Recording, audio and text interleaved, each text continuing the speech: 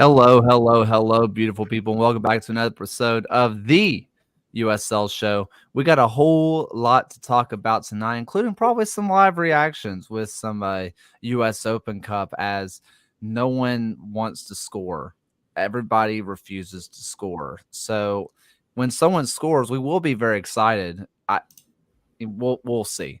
A whole lot to cover tonight. But let's just go get things started. Ryan, how you doing, man? I'm doing well. I was looking back through my running app, and I'm up to 230 miles for the year, so that's been pretty good. I am still off pace from what I had from last season or from last year, though. I'm proud of you. I couldn't do it. Very proud of you. Alan, who just got here. Yeah, sorry I'm late, guys. The medical staff didn't show up until right now, so I was delayed. I hate that for you. How are you doing, man? This has been one of the most emotionally draining sports weekends of my entire life. I am back to operating at somewhat normalcy, and excited to talk about it all. Sorry in advance for this being my therapy session. Hey, that's what we're here for, right? John? Yeah, I had jury duty today, and it turns out jury duty kind of rocks. Like, what a fun time. So, I'm kind of riding that high.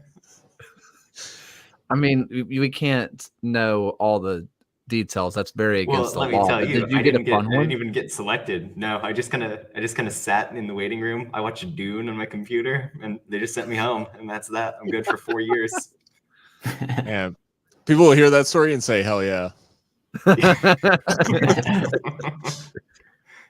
Oh man, I want to go ahead and thank our wonderful patrons: John Hunt, Frank Anthony, Aaron J, Christopher Cohn, Harry Austin, John Fuller, Michael Fuchs, Joshua Duder, Noah Telford, Roberto Aguilar, Jeremy Churchman, Stephen Howard, Rion Lacara, Tim Knox, NF Reg 30, MOS, and Kunal Patel. Thank you guys so much for supporting us. Every single penny that you guys give to us helps us get out to Oakland. So that is still very, very exciting. That's on the horizon. Somebody else that's also going to be helping us get out to Oakland is Goals TV, who happens to be sponsoring this episode. Go check out Goals TV. It's free. If you're watching this, there's a chance that you might enjoy soccer. If you don't, I'm really confused. So if you like soccer, go check out free soccer content with some amazing content creators. Just lots of good stuff. Like I said, absolutely completely free. You like the Champions League? They got stuff for the Champions League. You like the Premier League? They got stuff for Premier League. I think they have someone from Hull City. So if you want to check up on Hull City, do it. I guess I wouldn't, but you can. I actually think they're very nice people. Nothing against them, but I've never watched anything about Hull City. Go Tigers. Yeah, go Tigers. Like Ed Orgeron. I think they should get him on the show. Anyway, thanks, Goals TV. At Hull City, GEAUX Tigers and see what happens. They are looking for a manager. There you go. What I would give to have just a bunch of guys from just like England, Spain, Germany, just to sit down and listen to Ed Orgeron one good time. Yeah, Hull and Ed Orgeron is like two accents that will not mesh completely going at one another. two ends of the English spectrum. Calling it English is very kind. Anyway, let's go ahead and get into some news. We will be talking about Oakland later today. #add USL Tactics show. But I want to go ahead and talk a little bit about the big news coming out of Detroit, which is they're getting their own stadium and like land's been bought. Like it is they're ready to go. I know a couple of Detroit City fans have said that the capacity is 14,000, which the capacity to have a Division I club is 15,000. So they said that's a very clear mark of intention from Detroit City. The way that it was written, now this is pure speculation. It says that Detroit City has bought this land. This was not bought by the city of Detroit. Now, whether the stadium is going to be built by them, that's to be determined. But Detroit City has this land, which I also think lends itself to believing that Detroit City is going to stick to their morals, if you will. And so overall, just a super exciting time. I understand personally why they do need to leave Keyworth. They don't own the place. You know, they still have to schedule around other things because it belongs to the city. But God, Keyworth was just so good for this league, and it's going to kind of suck not seeing it around. Yeah, I think this news is, well, one, it's a huge positive for Detroit City, which ultimately Keyworth, like you mentioned, it was never going to be the forever home as much as I think it feels like that for a lot of Detroit City supporters, and they are going to miss Keyworth immensely, and that shouldn't be overstated. And I think Detroit City's also learned a lot about what they would want to incorporate in their own facility from the Keyworth experience, and there's already been discussions with fans, and actually a quite informative like Q&A sort of session happened between Detroit City's like CEO and a couple of other like key players at in the front office and fan owners, because there is a fan ownership component to Detroit City as well. So they talked to stakeholders there, and they basically said that like, hey, we understand that like people are going to miss Keyworth and we need to make our own home.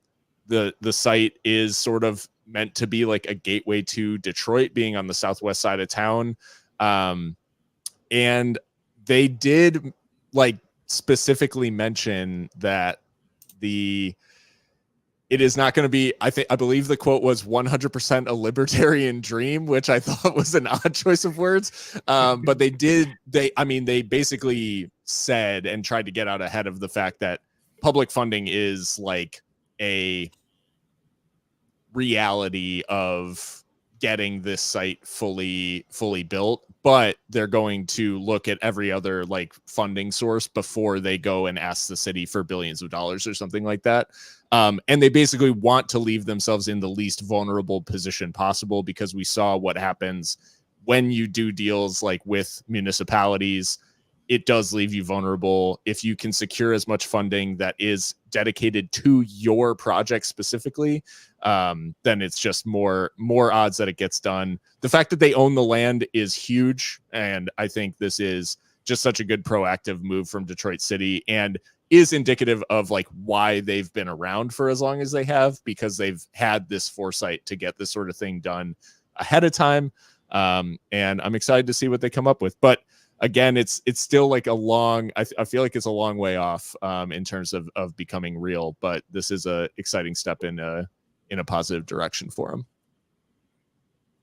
I think something that always stands out in the like big four sports when you get those stadium projects, so many of them end up being these suburban monstrosities that kind of lose the connection to the proper downtown of a city. This stadium, this site is about 15 minutes from where Keyworth is. You're in a part of Detroit that, from what I understand, is growing and reviving in a really meaningful way. So to choose this location to keep that local anchor with the people who have brought you to this point is really the ethos of Detroit City kind of encapsulated. Like, obviously, a lot of roadblocks on the way. These stadium projects never go off without a hitch, but this is the first step, the due diligence that's been done. Amazing to see for the most deserving fan base. And not to mention, this location is right near where the old Tiger Stadium was for the former Detroit Tigers. So it's really within kind of that heritage part of Detroit, just in their own fabric of their sports history. And if you're going to compare it to kind of other teams within the league, Lynn Family Stadium for Louisville City was built for $65 million. I believe that was $21.7 million came from the city, and that got them at least a 15,000 seat stadium with standing room included. So that's at least around the ballpark that Detroit is at least looking at for in terms of cost and potentially design and size. Yeah, I mean, I just need a few sofas and some kiddie pools borrowed from Vegas. You can probably get to 15 pretty easily. And then it would also have like a very old school soccer vibe of people bringing their own couches. So I think that would be an incorporation. And as long as you can dim the lights and pop some smoke and make it dark and smoky, I think the Detroit fans will find a new home. I mean, all jokes aside, San Diego saw this with not being able to control your own stadium and what the negative impact it had on that franchise. And so you're giving up some history to get some stability, and in a soccer landscape we see today, I think you make that deal, and then you can create some new traditions. And hopefully the goal is in a generation it'll be this new stadium is the key point of the community, and Keyworth will be a really cool story, and maybe you play some matches there, maybe an open cut match in the future to keep connecting to that stadium. But having something financially stable is really what is going to make Detroit City continue to be a team that we talk about week after week, year after year. So, yeah, that's my take. Kind of piggybacking off Ryan, this is a big Tiger episode, apparently. Just big Tigers. But I'm just really excited for them, and kind of going with what you said, Alan. I think one thing that's really important is that history is history for a reason, right? Like, we can still talk about Keyworth, and it's not like Detroit City fans have to erase Keyworth from their memory. It's not like they have to erase their history, right? It's not like they move into the stadium and they can't show highlights from Keyworth anymore. One of the really cool things about just having a long-standing history of a club is you get to see things be built up over time. One of the cool things I always see whenever you see the clubs in England or anything like that, or in Europe in general, is you see like the stadiums being built. You see all how they're built up over time, whenever they move. Heck, Everton is building a new stadium. Like, while I'm sure there's some fans there that are like, we should have stayed in there forever, I think for the most part, everybody's just going to say, yeah, this is awesome. It's good for the club that we are building this new stadium. Good for us. Also, New Mexico United just got a goal. Is 1-0 to New Mexico. Avion Flanagan, really? Like, of all the players to score for New Mexico, that's so crazy. New Mexico really is scoring by committee when they're at their best, and Avion Flanagan doing it, encapsulation therein. Yeah. Also, watching this Charleston game, I really thought there was a world where I knew that Grinwiz was not going to start for Charleston, considering just the state that he was in at the end of the Birmingham game. He was never going to play this next game. But dude is a dog. He tried to keep playing. His nose was the wrong direction, and he tried to keep playing. I thought that Pierman was going to have to suspend him to keep him out of this game. Like, unbelievable. Only reason I really bring that up is because there was a little bit of a funky goalkeeper moment just a second ago for Charleston that almost looked really bad. But, yeah, by the way, just really hoping that Grinwiz is okay. Like, just not even just physically, but emotionally coming back to that, trying to dive at a ball again. I don't think I could do it. But anyway, Patrick Stanton says, talk about Milwaukee Stadium. Is that dream kind of dead right now? Because the MKE, they have like that whole section, and like it became apparent that the initial goal wasn't going to be attainable, so they're kind of going cautious, pushing back a year. It's the formula you see with a lot of the expansion teams into this league, honestly. Based on the ownership group, the way that they've been committed previously, I would remain bullish about Milwaukee, and they've got some good government support there as well from the Democratic governor. Never say never in terms of things going south, but yeah, just like kind of on the back burner probably. And Marquette University's involvement, I think, is big. They're And gonna have some they sports sold games. them. They sold them the land, I think. So Milwaukee's ownership group does own that parcel of land, but yeah, getting the deal over the line, I think they'll just need a bit more time. Let's go ahead and move on to some branding stuff. The first one we kind of want to talk about, I think, is going to be AV Alta FC, which I'm going to pull that up in just one moment. Of all, and I don't like to just kind of poo-poo on people's like brand, because like some people might say Legion have a boring brand, but I absolutely adore it. But of all the logos I've seen, I mean, this is a shield with a chip in it. It's a middle part. It's not a chip. It's a middle part. Yeah, and if you look Gen at Z the copy, if you look at like the ad copy, I mean, talking about the name, like AV Alta is a reference to the aerospace. You get the AV for the Antelope Valley, and there's kind of the alliterative effect. The color scheme is vaguely like Joshua Tree inspired. I think it's a crest that pretty much shows they didn't want to go out on a limb necessarily. Like they've played it very safe. They've got a nice color scheme, albeit a little bit of a limited and basic one. They could have done better, certainly. And I don't really know the dynamics of Antelope Valley. Like they were talking up the fact that they're covering, I think it was 11 or 13 cities within the broader Antelope Valley region. So maybe you wanted to keep it a little bit more broad.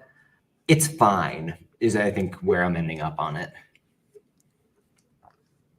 I actually, the thing that I love about this is the green and tan. Like I love the color scheme. I think it is great. I don't love when there's only kind of two shades. I guess there's maybe technically two shades of green in this, in the shadow, and so you could do some interesting things. Lexington exists, so you gotta differentiate there.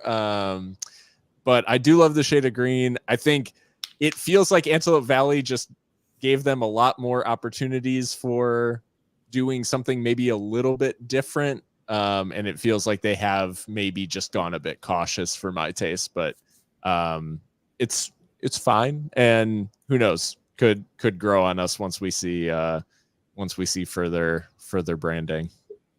Yeah, for this crest, I really got the same kind of vibes that I get whenever I look at the New Mexico United crest, where it's not a logo that I absolutely dislike, but it's fine. It's there. I think it'll look great as like not just in green, across any different just kind of color pattern or branding. I think it'll be pretty versatile, just like you see with New Mexico United. And so I think it's something that you could use well across Antelope Valley. But yeah, it's fine.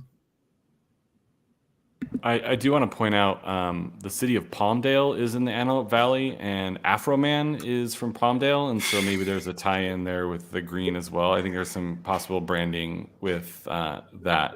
Kids don't look up Afroman. And Alta, I mean... Yeah, they were going to design a crest, and then they got high.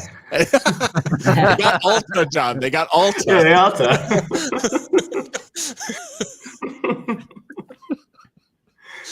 Afroman to re-record because I got Alta in the worst ever.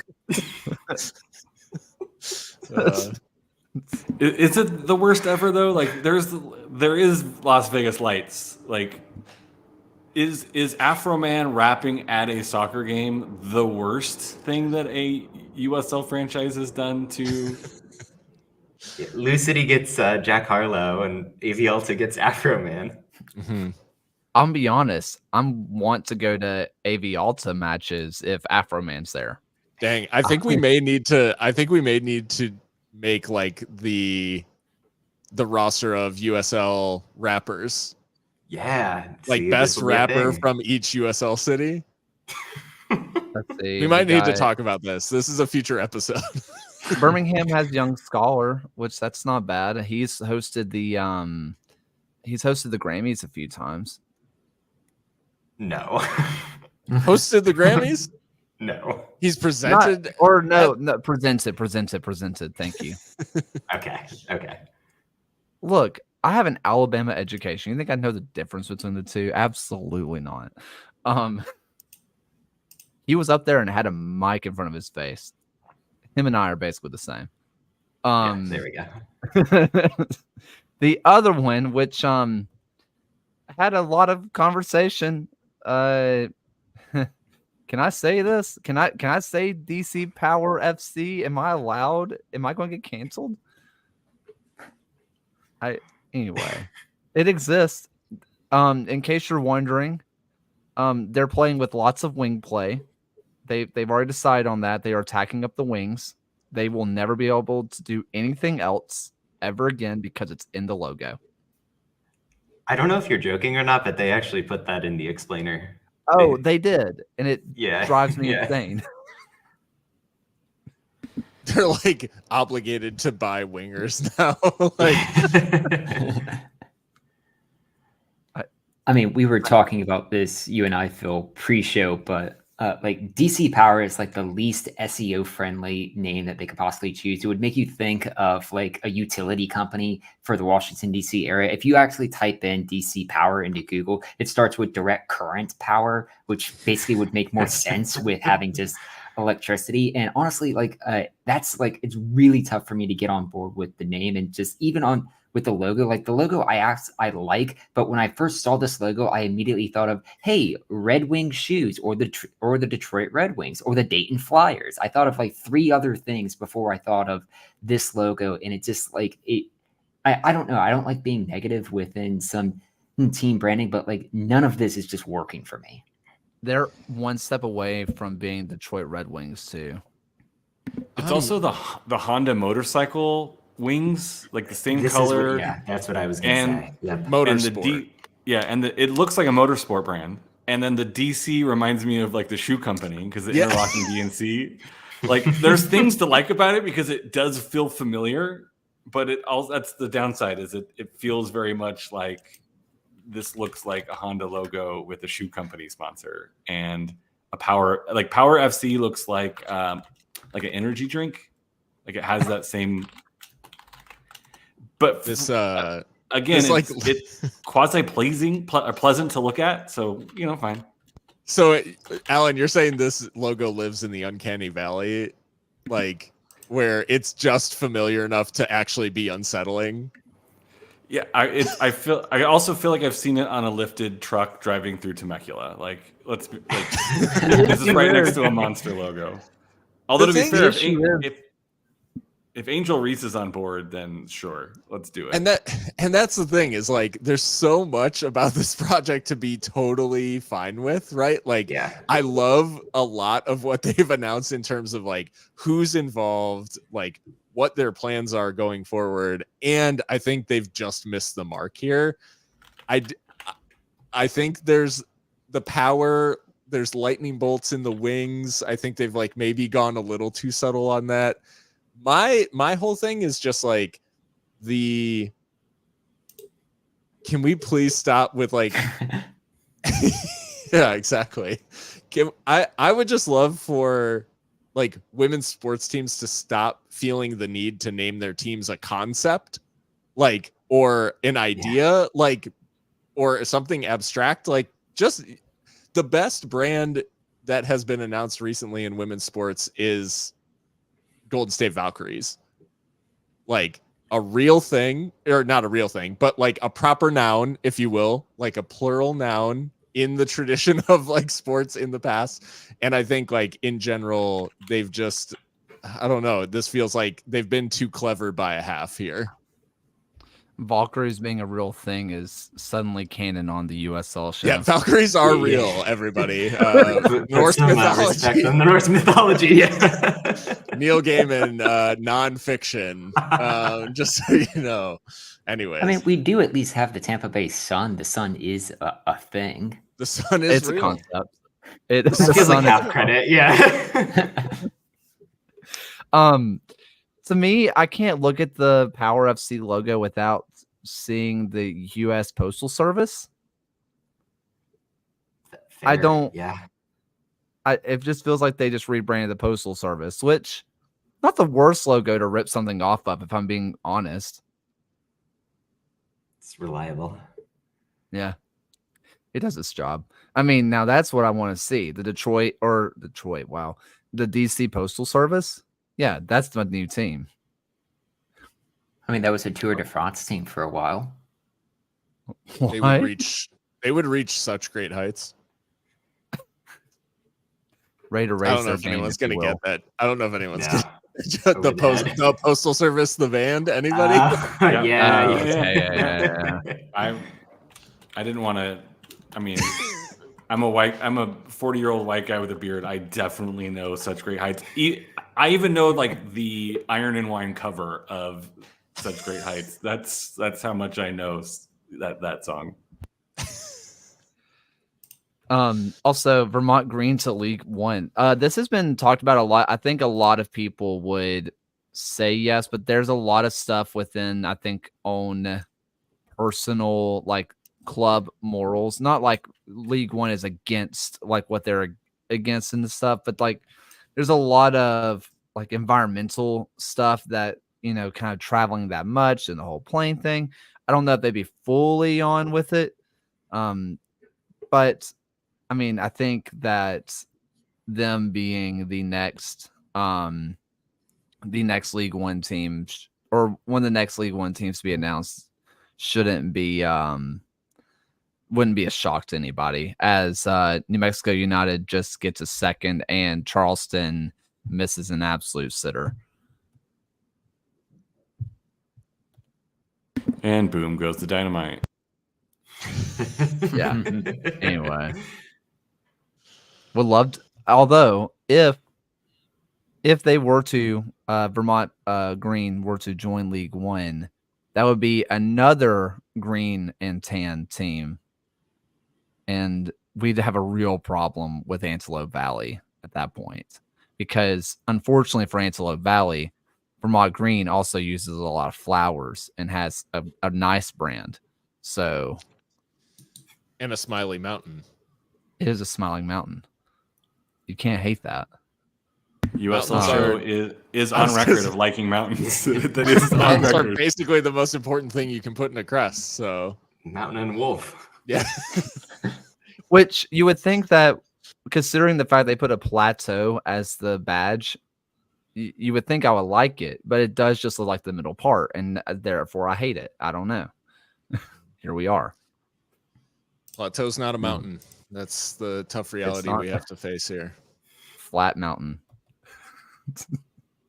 No point, no party. Anyway. Exactly. Dumb. We got off the Anyway, rails early today. Taylor, just do it. Just kill me, okay? Just put me out of my misery. Claire out. Wilmer Cabrera in. Totally not to save face. Totally not a panic hire. Totally thought out. Phil. Yeah. So with that intro, yeah, I mean, starting with Brian Clairhout, the reality there is he was, I think, quick to sort of turn around some of the sentiment from the John Hutchinson era. He went on the longest unbeaten streak in club history, which was then quickly forgotten because he went on the longest winless streak in club history in the same season. And unfortunately, when you look at, at the time of his sacking, if you go back one full season, so the last 34 matches played, Locomotive won 6 times, which is obviously an absolutely brutal record. And it's not really, there's not really any surprise, I guess, that that Locomotive took the decision that they did. With Wilmer Cabrera, I think it is a big departure, like, bottom line, from the way that Locomotive have done business. They are sort of in uncharted territory, both Mark Lowry and John Hutchinson, oddly enough, like left the job of their own volition. So this is the first time that they've ever hired someone midseason. They've never actually sacked a manager, although many, I think, thought that John Hutchinson maybe should have been sacked at the end of that season.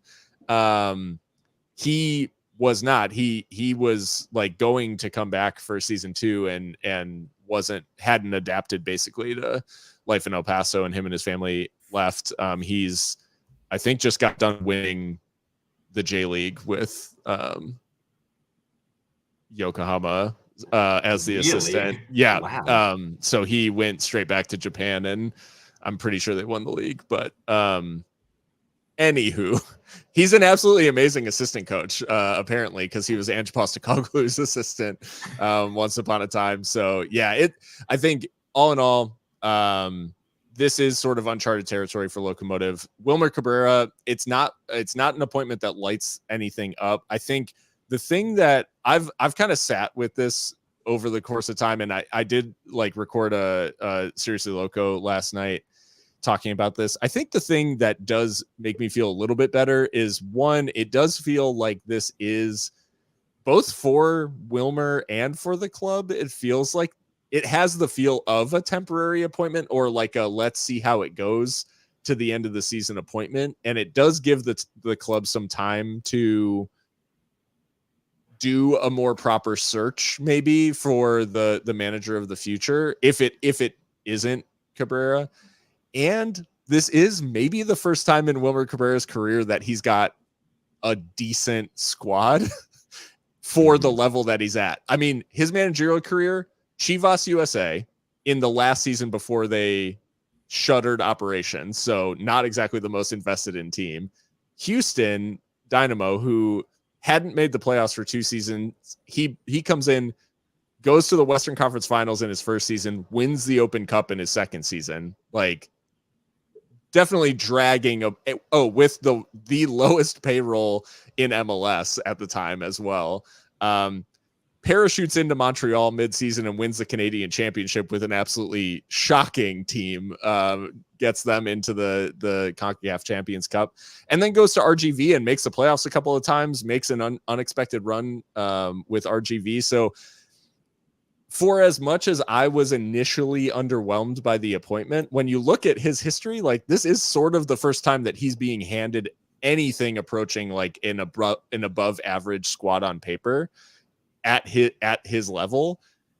And I think pressure's on, right? Like, he's got to get a tune out of this team, because we know the names are good. That's why Claire Hout is gone, right? Is we know the team is good. We know the pieces are there. And now pressure's on Cabrera, and pressure's on the players to put this together and turn this into a playoff season, despite the absolute shocking start. I just want to jump in real fast, John. I think what happened was Claire was too strict to change systems. He would refuse to do it. And El Paso said, "We got a guy. You'll never see the same one twice." Yeah, I mean, that's a great tee up to the fact that, especially last season with RGV, it felt like Cabrera just simply didn't have a vision for how he wanted that team to play. And I mean, given what we've seen from Taylor Davila this season in Louisville, maybe the strategy of just kind of let him do whatever he wants in the midfield and we'll kind of shift around that wasn't so bad of a concept. The thing about Cabrera, you can look at the results and think, oh, this guy's a mess. But he's very much a high floor sort of coach. Like, he's going to get you up to a very acceptable level of performance given your resources. There's been seasons where he's got upside beyond that. I don't know if he'll do it in El Paso, but he's got a roster that, I mean, I looked at and I thought they were going to be top 3 in the West this season. When his Toros teams were at their best, they were pressing high in a 4-2-4. They were really playing a bright, fluid brand of soccer. Some of the attacking players that shone there, Christian Pinzon, especially in the sort of latter days of his run, you could see someone like a Tumimo Shaban kind of take up that role. I think that Eric Calvillo could really play the kind of Davila role in the middle if you need him to do so. Like, there's a way to map what worked with RGV into this El Paso roster. And Cabrera is a smart manager. He's a veteran manager. He knows Texas soccer quite well. I think there's a lot of upside here, even if he's the definition of a unsexy pick. I mean, John, you had mentioned with knowing Texas soccer, this is the third Texan soccer team that he's managed at a professional level across Houston, RGV, and now El Paso. It is at least a tough opening first game as they have to travel to Charleston for this. But if you're looking at the standings from El Paso at this time, there is a potential to at least move up the Western Conference out of the bottom spot right now and to try and build something and sneak into the final 7 or 8 seed of the Western Conference right now that are only 8 points in front. And Wilmer Cabrera Jr. is just finishing up a season in the 4th tier of Germany. Could there be a move on the cards? He was legitimately good with RGV last year before that absolutely bizarre move with the team in the middle of the playoff race. Yeah. So could there be something on? There's absolutely no rumors going on, but I mean, I just can't separate the two in my mind given how good he was. So could be another twist in the tale. A source from the USL show mentioned the rumors about him coming back to El Paso. So I like John's glowing recommendation of what was like successfully average or something like that. I was like glowing 1.54, right? 1.5 points per game, baby. Yeah. perfectly average. And I mean, but to be fair, we've seen teams that all you have to do is get into the playoffs, and then it's a crapshoot sometimes. And so if a team that is floundering, you say, hey, by the end of the season, you can make the playoffs, I think fans will be like, yeah, that's great. We'll take it. Sign us up. I mean, we'll yet to see what El Paso does. You highlighted they have good players. And so I'm hopeful that for Phil's sanity that El Paso turns it around. Because, I mean, something's got to take his mind off of Jurgen Klopp leaving. So we have to find some sort of positivity for Phil. Otherwise, we're going to be spending all of our goals TV money on therapy. Does that know what it was for? Oh, my bad, guys. I mean, a session. That's all we're going to get. I mean, I don't want to speak for El Paso fans. Luckily, we have one here. But wouldn't El Paso take a year of being average and not streaky good and then horrifically bad? Yeah, I mean, I think if Cabrera rights the ship, the interesting thing that we noted, in all of this, is that we confirmed with the club that he was appointed as the head coach and not the technical director, which is a departure from either the structure or the approach, or it's saying that, hey, you're not the guy for next season, you're the guy for right now. So we'll see what it ends up being. But he hasn't been named the technical director, which every manager up to this point has been both, right? So we did think that was an interesting distinction. And Brooks Lennon has missed a penalty for Atlanta. Every time we do one of these, it's like a Castellanos thing. And that's going to be a deep drive. Except minus the homophobia. So, yeah, exactly. So we've got that going for us. But yeah, so I think to your point, Kaylor, absolutely, we would take any sort of steadying, and I would say in general the sort of ethos of Locomotive has been finding a young, ambitious manager trying to build a career. Now it's gone right 1 of 3 times. So you can only index on that so much. And maybe the unsexy appointment is what's needed right now for Locomotive.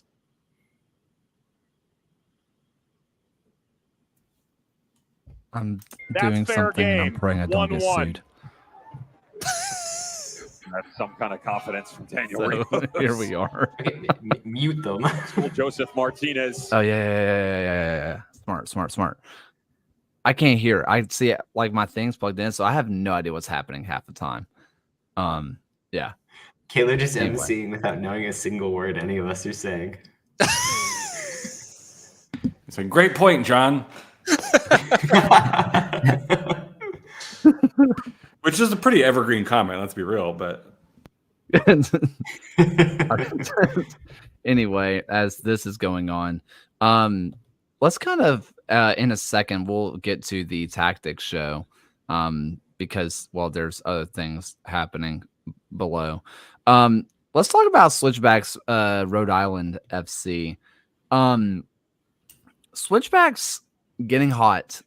Like, I would not want to play them at all right now.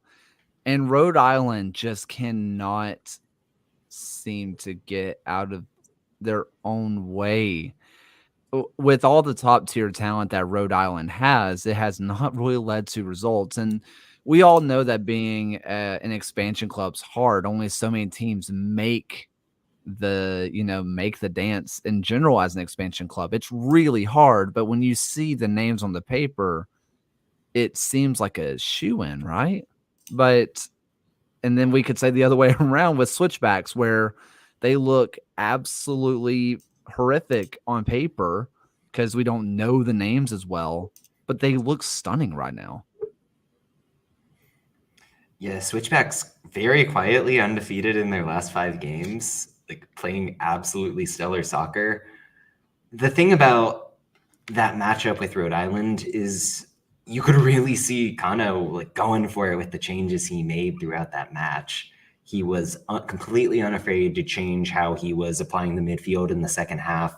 He's been very active loaning in players throughout the season, whether it's Colin Smith, whether it's Jack Paniotu.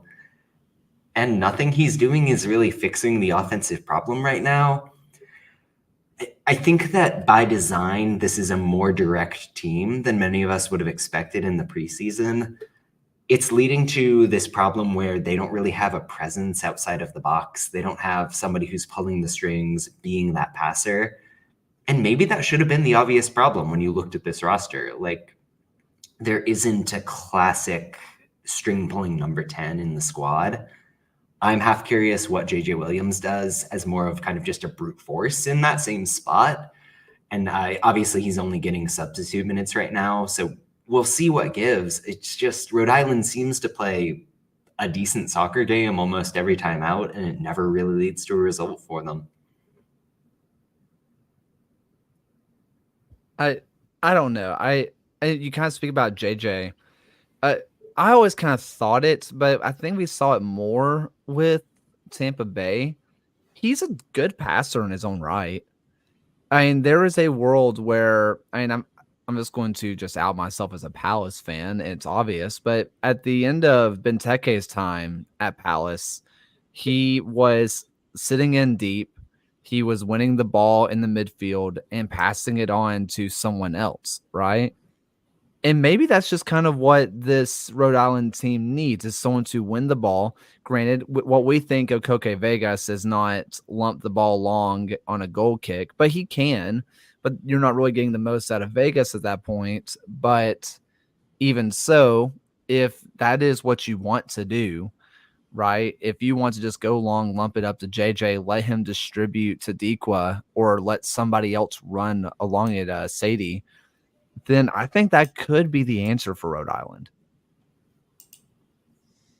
I honestly think that this game, like, to be honest, well, a couple of things. First is Colorado Springs coming from behind to win a game is big. And I think that was almost a theme of the weekend, where taking the lead was actually like a curse for a lot of these teams. A lot of the games that we're going to discuss, like the team that ended up losing took the lead. But in this, like, I was talking last week, I think, about the fact that Malik Foster felt so key to what was going on. And I think what's important about this match is that Foster and Hanya were not particularly good. I can't believe I'm getting I can't believe this is happening to me. So I'm just gonna keep talking about Colorado Springs.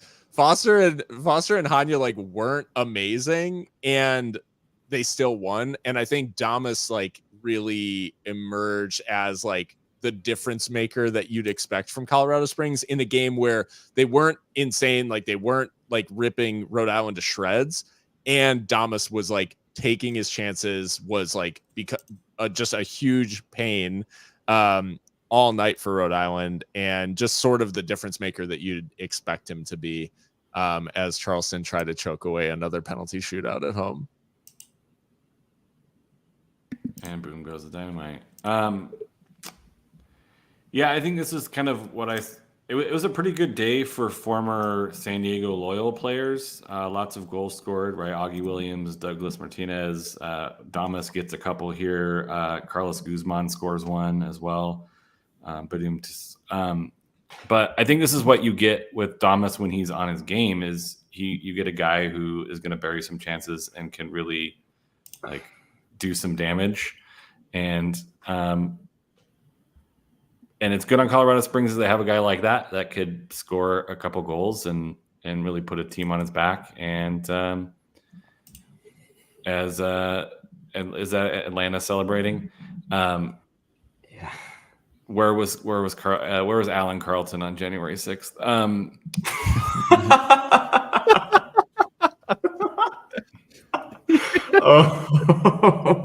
Oh, that's good. And I do think it's with Rhode Island, like it's still a long way to go. Like there's still time to right the ship and get in with a playoff berth. That there are they had moments of niceness, but yeah,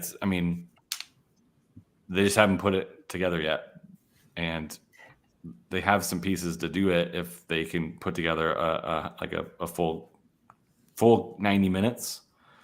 Maybe some injuries of the back line haven't been exactly helpful either. But it's interesting to see switchbacks being competitive. I think maybe they used my comment last week as poster board material this week. So you're welcome, switchbacks. I mean, with that Colorado Springs come from behind result, Phil, that you had mentioned, this is the first time since April 22nd of last season that they had a come from behind victory, which is a huge performance. I mean, up until they conceded the opening goal to Rhode Island, and that was 283 minutes of soccer they had played without conceding a goal. That's nearly the length of Godfather Part 2. It was a huge performance from the Switchbacks here, and just like moving forward for Rhode Island, I feel like having two consecutive games where they were able to score the opening goal, and including a 2-2 draw against a very good Sacramento team, is something to kind of hang your hat on. But this was a match they certainly needed to get something out of, and especially since they're now having to play host to Louisville without still having a victory at home, it is a very challenging start for Rhode Island. The pieces are there. They just need to find a way to have it all come together. And if it's not going to be this week against Louisville, we'll have our picks later. There is certainly an opportunity with Hartford on June 1st. Real fast on Charleston. I think 3 of their pins were straight down the middle. And Cohen, former Sacramento Republic legend, decides they're going down the middle. What if I just stayed down the middle? Aaron Holloway missing the final one is like a stab in my heart. It's so painful. It's so crazy. And like to do that on penalties like multiple times, like to take the lead, they literally just needed to make one. Like they were taking the winning penalty and it saved. That's so crazy. And meanwhile, like you could also say that the other penalties were taken all to the goalkeeper's left. Every single penalty for Atlanta was taken to the goalkeeper's left. Except for one, but you could tell that he hurt his ankle on the one that he went to his right, and he couldn't dive. Like the one that he got his hand to, but couldn't quite get it over or wide.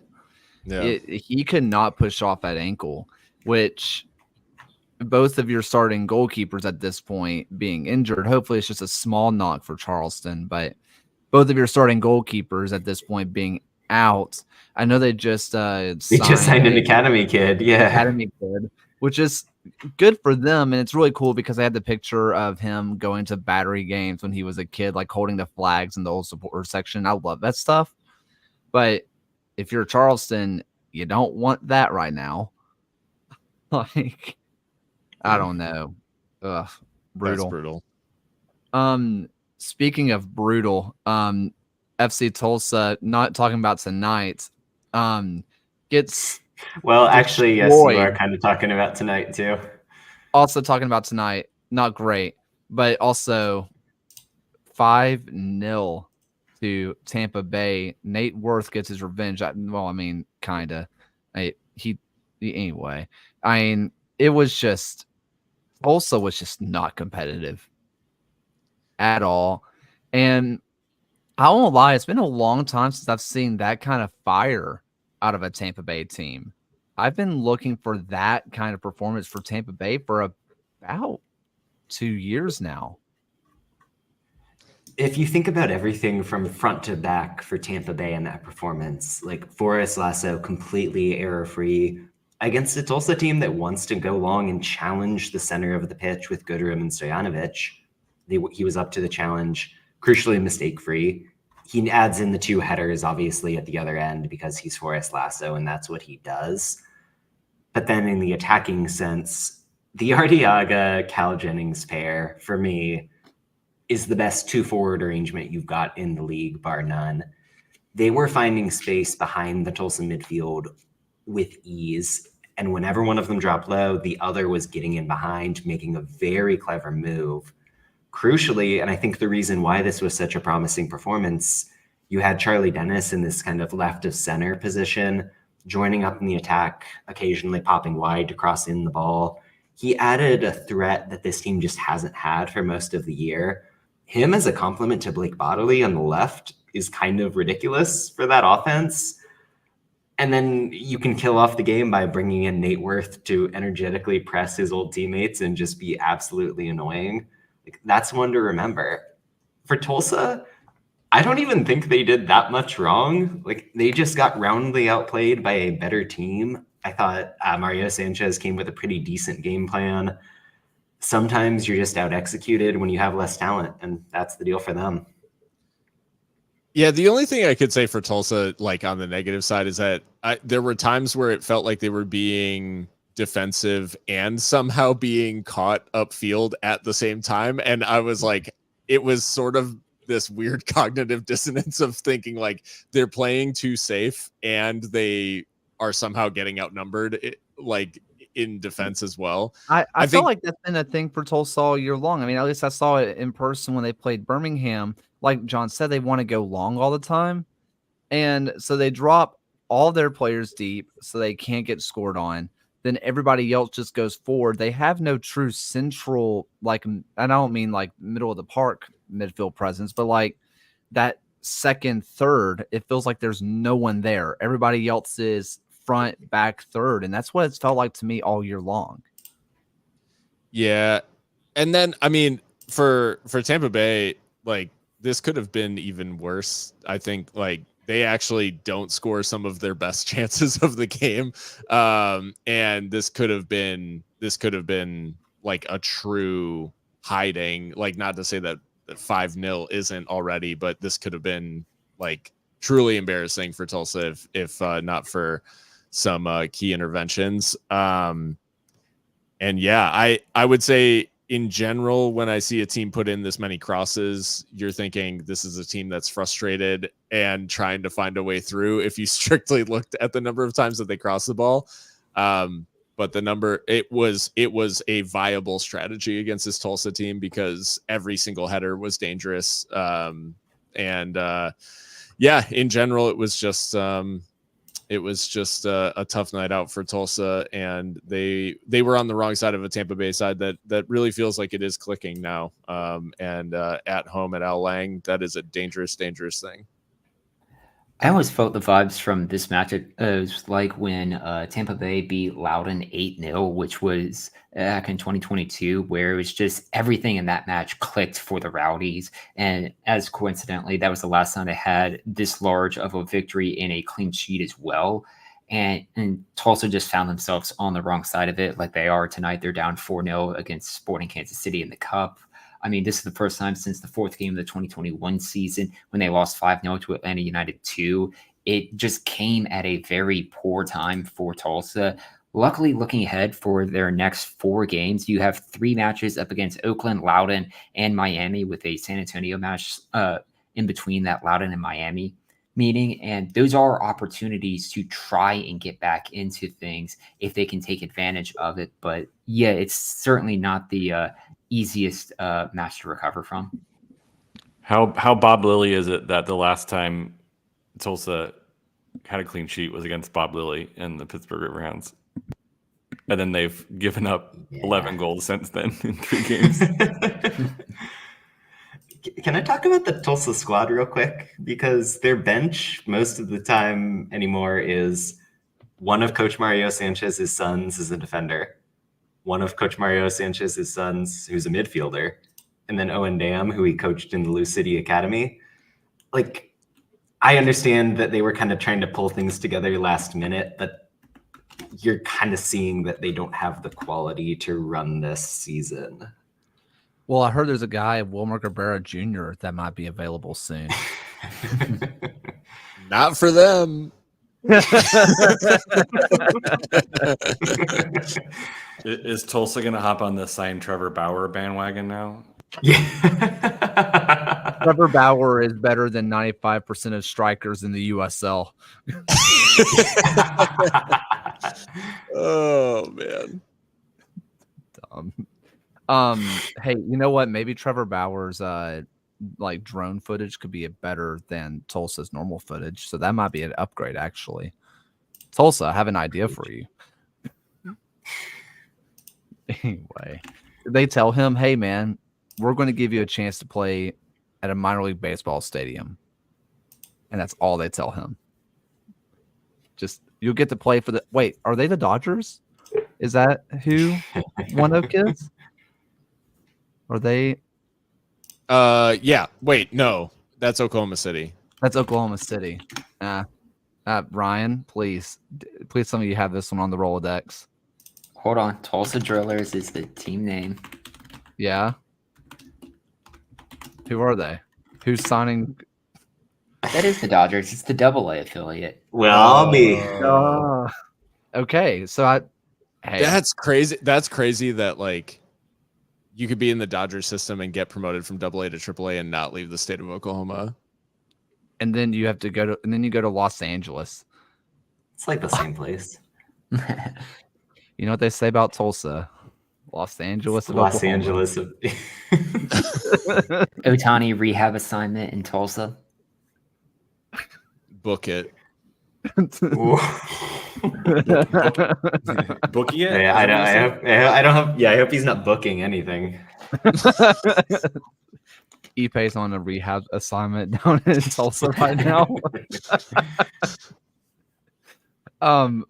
Let's go ahead and move on, and I want to go ahead and get to our tactics show. Maybe if I can figure out how to do things, because it's a challenge for me, people. Here we go. It's all about those by Camden Riley. Yeah. Yep. Here we go. Into the win column under Gavin Glenn for the first time on Saturday, and they did so by returning to the 3-4-3 that they started the season in. The difference for my taste was the role that Camden Riley played in the pivot and the way that it opened up the game for the Roots. Here you're going to see Riley make a run over the top over partner Daniel Gomez in the central midfield. In doing so, he forces Orange County to sit back and he opens a lane for Gomez to pop into. The play goes wanting, but it's really an example of how Riley opened up the offense.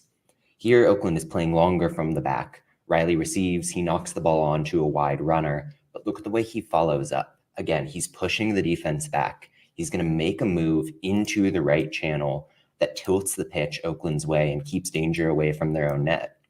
This play is ultimately going to end in a foul, creating a free kick for the Roots to take advantage of. and earning them a dangerous set piece in a good area, but it's because of the brightness in the midfield. Now, Oakland's really superior side of the ball came defensively. Interestingly, they used Riley as almost a man marker on Sofiane Jafal on the other side, but their wingers, Trayvon Reed on the left and inverted Babacar Ndiaye on the right, really showed a lot of effort and energy shutting down the press and denying the half spaces to Orange County. Here you're seeing an extended defensive play from the Roots, one where they're rotating, they're pressing up and getting back, and all the while they're finding their shape and never letting Orange County get touches from their most dangerous players in the most dangerous areas. Look at the way that the wingers have dropped back and the pivot has solidified itself. Orange County could have had chances here, but because of the defensive rotation and because Riley is so attentive whenever the lethal Sofiane Jeffel gets the ball, Oakland is able to hold them off. This is an excellent sequence, and it's symbolic of the way that the Roots controlled this match and were ultimately able to get a winner that could galvanize the rest of their season.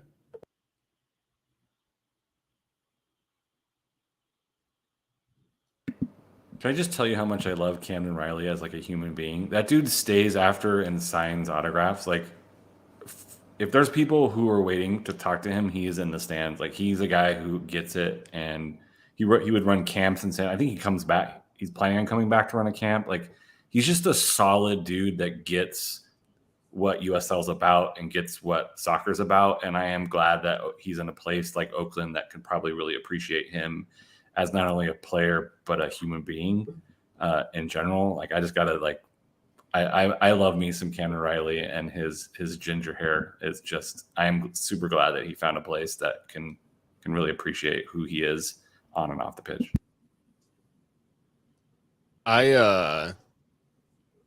One thing that I really loved about this is the fact that Gagi Margvelashvili scores the winner, and he points to the back of his jersey, and there's something so funny to me about pointing to the back of a jersey that and a name that hardly anybody can pronounce.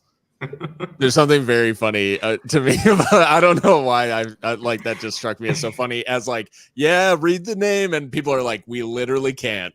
We literally don't know. Anyways, it was one of those, like, obviously he's been tossed up front, like, to put someone an additional body like up in the box, and it is like a great striker's goal, like in terms of bringing the ball down and finishing. Like, it is just a very good goal.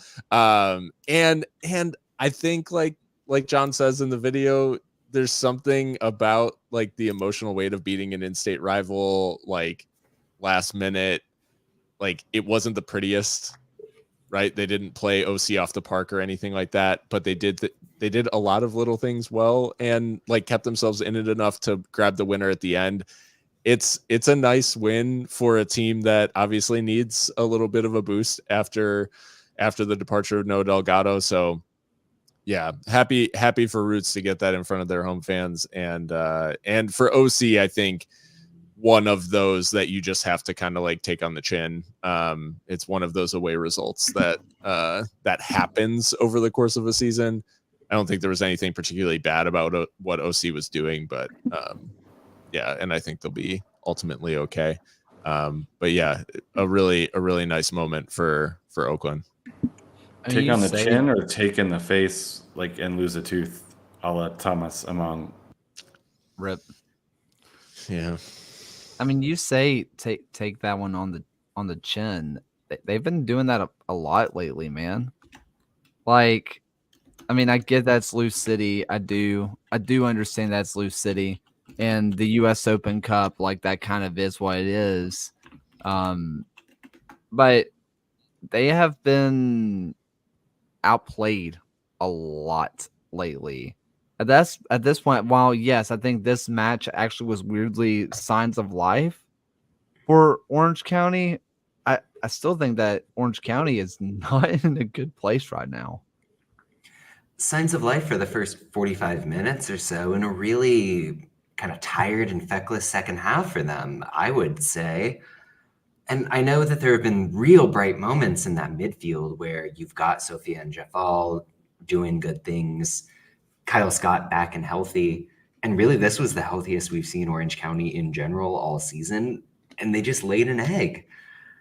I don't know. Like, the goal this season was always going to be, how can we replace what Milan Olaski was doing in the aggregate?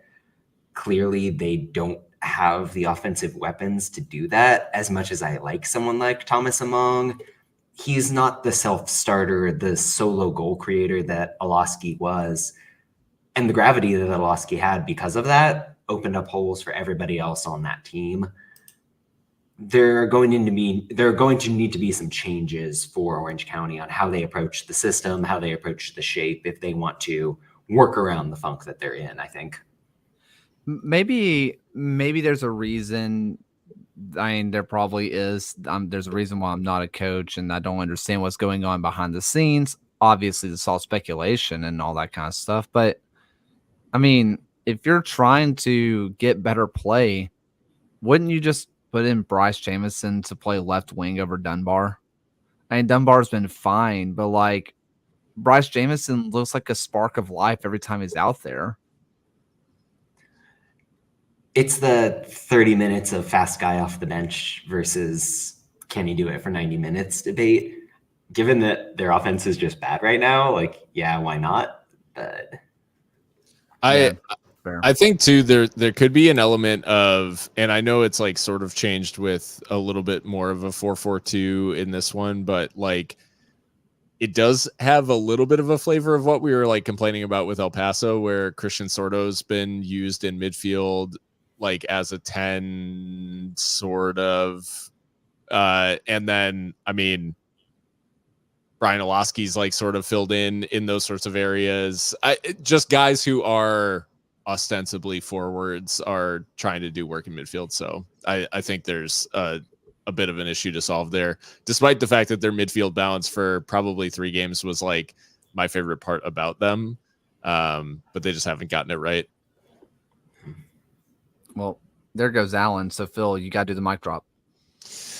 Yeah, so it's Alan's fault that switchbacks like went crazy last week because he called them unwatchable. So they took that personally, like you said. Yeah, I think Alan has also been calling El Paso unwatchable. So I think that'll mean something come this weekend. You never know. You never know. I think maybe there is something to say. I don't know if we're talking about Orange County, Oakland still. My computer just decided to quit in the middle of the game, kind of like Orange County. I'm just kidding. It was super physical, and maybe there was something to say about just how physical that game got. That maybe Orange County was just like, let's just try to get out of here with a draw and not have to deal with injuries. And it was like wildly physical. I was like, this is a rugby match with a soccer ball in it. And maybe that did have an effect on the play. And, maybe an unfortunate penalty call that, maybe you feel like you maybe could have gotten a draw out of it. But I think, hearing from some Orange County fans, they're also slightly worried about the play and they don't feel like they deserved anything out of that game. But they're also third, which is wild. Like the fact that they're still like home playoff match if the season ended today bit. But there is 5 points difference between that and basically almost last. The West has turned back into the simulation. Right. Yeah. And so there is some concern that you can free fall really quick. But on the flip side of that is we've also seen an Orange County side that was almost last go on a decent run at the end of the year and end up in a really good spot. So I think Orange County is tilting that their season could go either way pretty easily. But it's like there's no panic button to press because a couple good weeks and you're back up in, second, third place again. So hold out hope and, you're going to get rocked from time to time by teams and you're going to lose games. And this isn't the Premier League. We have to win every week. So, I mean, one thing you could talk about the physicality, thanks to NBC, that the new streaming service with W League and League Two, I've been watching so much W League and League Two lately. Like all my free time has been spent doing that. And you can tell when a team, especially at the semi-pro level, when one team's a little younger and the other team is just more physical. It's like someone just walked up to them and slapped them and got away with it. It is a real shocking moment. And what you're kind of describing, I mean, it's spot on for Orange County. And you don't really see professionals look as shocked to be out physical like they did at times. And I don't think they ever mentally recovered from that. And if that's going to be Oakland's game, granted, every ref is going to call a game differently, and you can only get away with so much with certain refs as part of the inconsistencies. And this is not just with the USL, but this is just the nature of reffing, right? If they can just make their brand physical bully ball, A, that'd be awesome to see. B, how Oakland would that be? I mean, I don't know. Go into the brand of the city. Czech Republic got in a track meet. What is this? Kieran Anyway, Phillips so close to scoring at one end, and then they give up the worst goal to Preston Judd, who, remember LA Galaxy 2? He's back. Yeah. Yeah. God. My name is Judge. Also, Biggity bop. Sacramento playing with Roro as their deepest midfielder in a 3-5-2. So odd look for them. Yeah. Kieran Phillips is a problem, by the way. He's so good. Yeah. Kind of talking on Roro, Roman had his surgery, which his son, if you don't really know, he had to get a heart surgery, and really cool moment for the USL community and just Lower League Soccer by donating. It was really, really cool.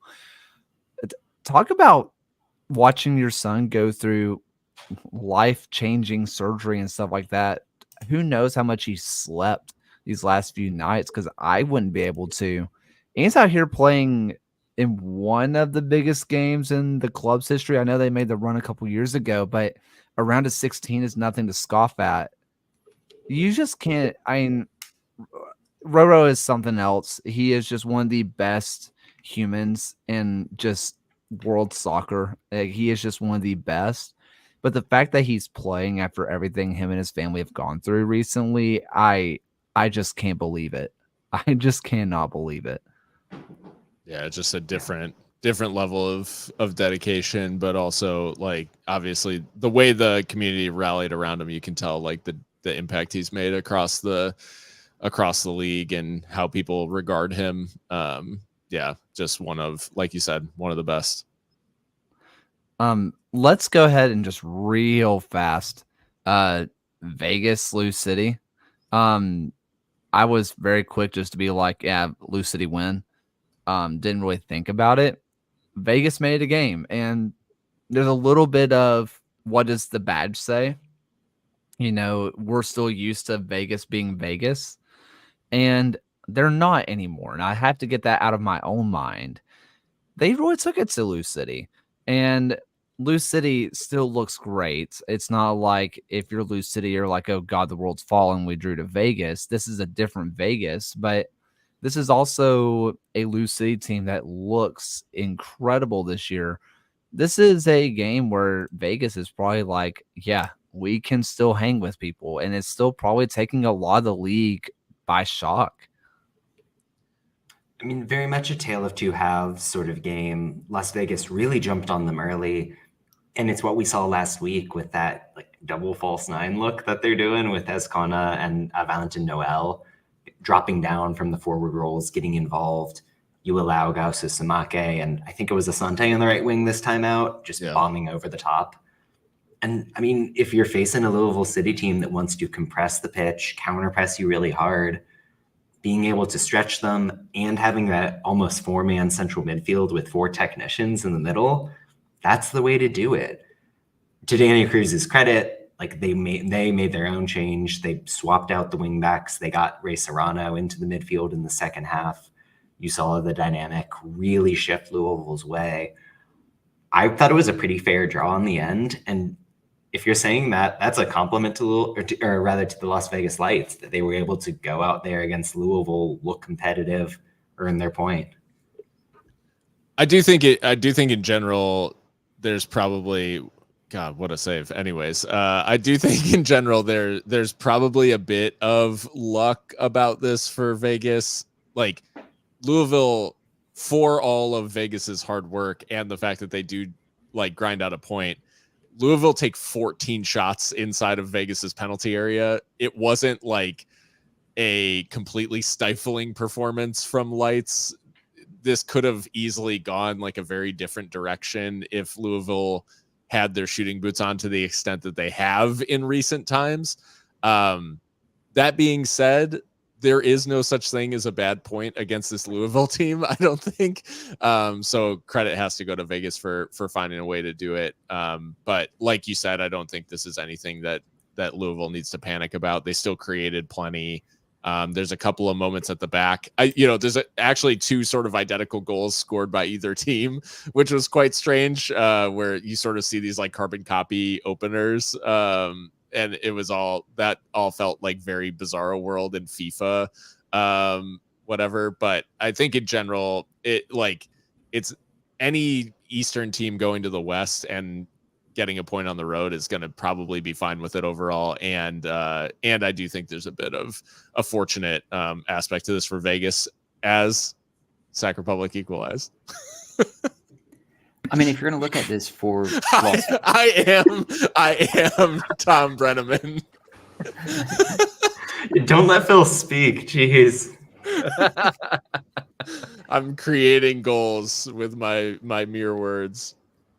I mean, thank you for that, Phil. I had an over 1.5 goals part of a parlay for that. But if you're going to look at Las Vegas with this one, and they scored in 10 of their 11 games this year. Last season, they were shut out in 11 games. I mean, 8 of their 11 games this season has been over 2.5 goals as well. You're looking at a very different Las Vegas team who is at least playing in matches that you don't want to immediately turn ESPN Plus off. They're all playing in these exciting amount of games, and it could honestly lead into a very fun match that we have this weekend when they travel to Al Lang and play Tampa Bay. That could be one that would feature a heavy amount of goals. But if you're going to turn it around and look at Louisville, this isn't anything to really be concerned about. And if you're looking at their next 4 games, I mean, outside of their match against Detroit, they have Rhode Island, Miami, and North Carolina.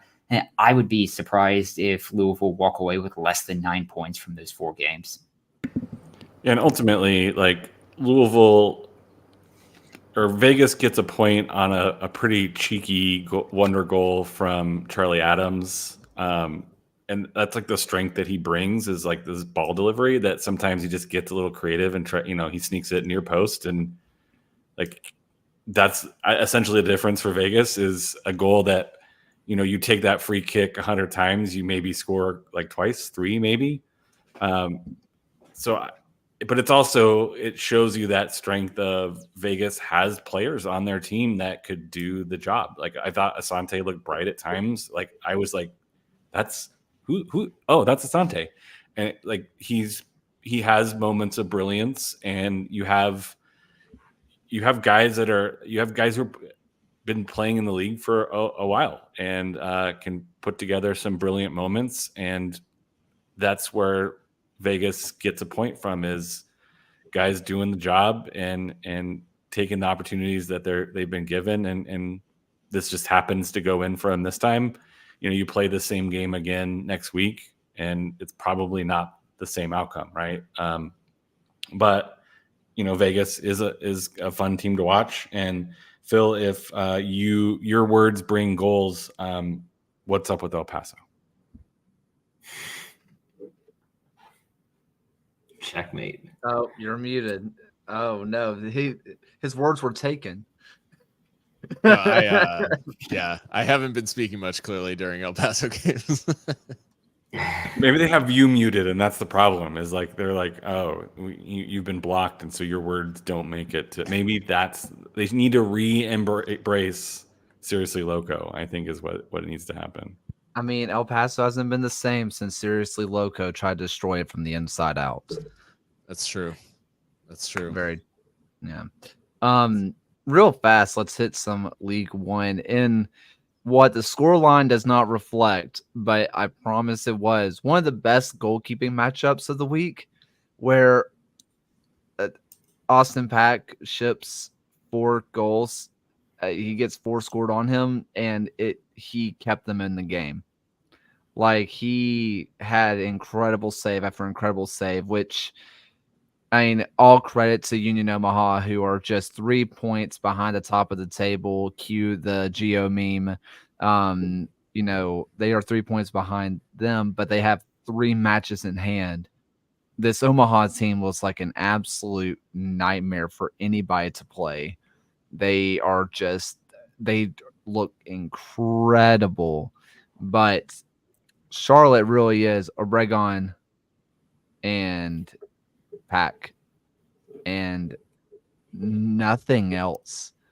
I mean, I don't want to take away the shine of Omaha, because, I mean, this was a premier goalkeeping matchup. Both goalkeepers are making incredible save after incredible save.